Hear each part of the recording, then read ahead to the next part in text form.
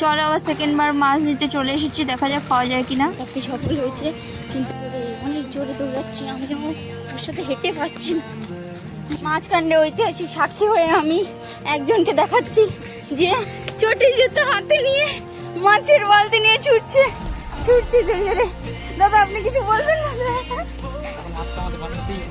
মাছকে বাঁচাতে হবে বলছে। দাদা কি মাছকে বাঁচাতে পারবে? কোথায় ছাড়বে দাদা? দেখা যাক। আমি দাদা পিছন পিছন ছুটছি।